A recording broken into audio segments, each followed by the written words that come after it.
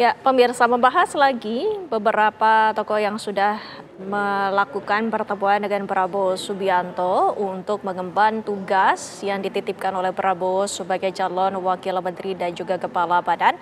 Ini kita akan membahasnya kembali. Melihat tadi kita sempat berbicara mengenai PDIP bahwa tidak adanya kesepakatan, bahkan ini kita bisa bahas bahwa Prabowo dan juga Megawati ini pertemuannya sepertinya ini kapan masih menjadi perbincangan saja sampai dengan saat ini. Iya, yang jelas meskipun second layer PDI Perjuangan sudah membangun komunikasi ya dengan Pak Prabowo, tapi lagi-lagi PDI Perjuangan itu sangat kuat, erat, bahkan ditentukan oleh Ibu Mega. Jadi tidaknya pertemuan atau jadi tidaknya PDI Perjuangan menjadi bagian dari kabinet itu akan sangat bergantung pada kebijakannya Bu Mega.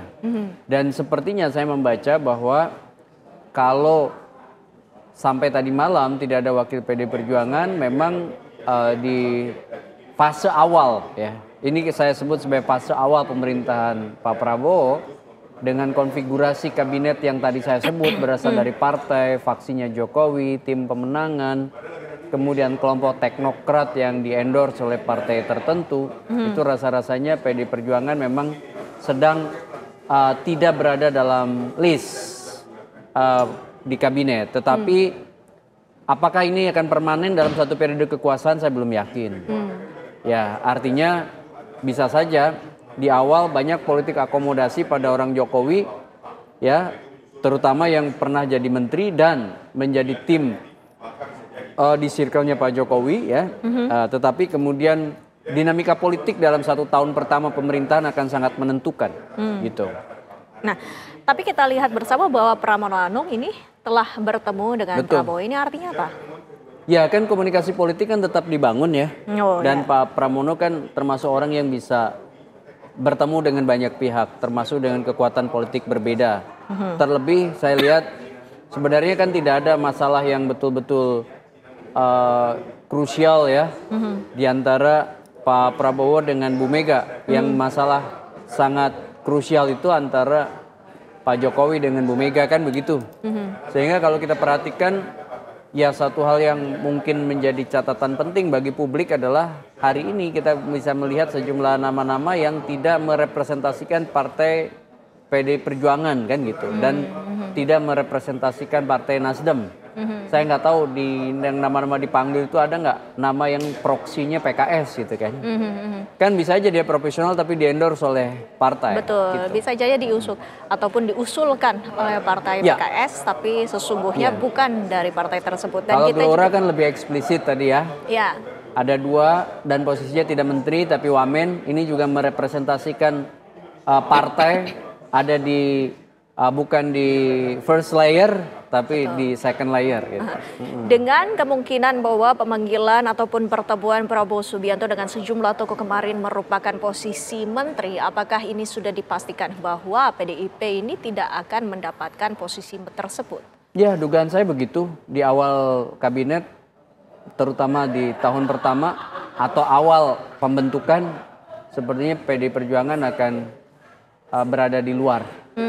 Tetapi di luar itu bukan berarti benar-benar di luar gitu ya. Saya nggak tahu apakah kemudian komunikasi Pak Pramono hari ini juga menjadi bagian penting ya dari puzzle itu gitu. Misalnya tidak ikut di kabinet di awal, tapi bisa aja masuk di mungkin tahun kedua ya dengan mekanisme reshuffle, kan who knows ya. Ini kan politik, sekali lagi tadi clue dari saya, politik tidak pernah linear. Bersifat resiprokal, dan PDI Perjuangan itu partai dengan bergaining position yang kuat. Betul. Kenapa? Karena dia partai pemenang pemilu legislatif dan suara atau kursinya di DPR itu sangat menentukan, begitu. Sehingga apakah posisinya akan dibiarkan sebagai partai di luar kekuasaan dan kemudian jika bersinergi tentu dengan partai lain seperti Partai Nasdem, ya akan menjadi penyuara suara berbeda gitu. Kan memang butuh juga, demokrasi itu butuh gitu. Kenapa? Bisa jadi the voice of voiceless. Jadi suara dari kelompok yang tidak bisa menyuarakan pandangannya. Kenapa? Katalisator dari suara itu bisa diresonansikan lewat legislator atau diperjuangkan, diadvokasi lewat controlling mereka yang berada di parlemen atau fungsi budgeting gitu ya. Kemudian pembuatan undang-undang atau fungsi legislasi. Bukankah itu menjadi cara menyehatkan demokrasi gitu? Saya pikir kalau seandainya ya pilihan PDI Perjuangan pada akhirnya di luar, saya akan apresiasi tinggi. Ya, dan itu tentu menjadi cara terbaik bagi partai besar seperti PDI Perjuangan dalam memerankan diri di dinamika politik sekarang yang kecenderungan bisa mengarah pada tendensi mayoritarian gitu. Saya kira perlu ya kekuatan-kekuatan partai yang mungkin berada di luar, dan PDI Perjuangan punya juga sejarah kan, punya pengalaman 2 periode di era SBY. Nah ini yang kita lihat di layar itu juga kan bagian dari partai pendukung gitu ya.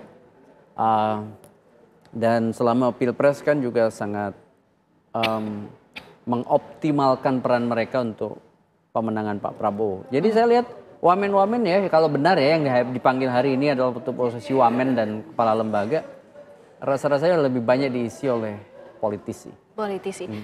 Nah, tadi Anda juga sempat menyatakan bahwa kemungkinan ataupun ada saja probabilitas bahwa PKS mengusung nama lain seperti akademisi ataupun dari instansi yang lainnya untuk mewakili PKS. Mengapa ini PKS tidak mengusulkan nama dari partainya sendiri, Mas Gun-Gun? Ya ini kan baru dugaan ya.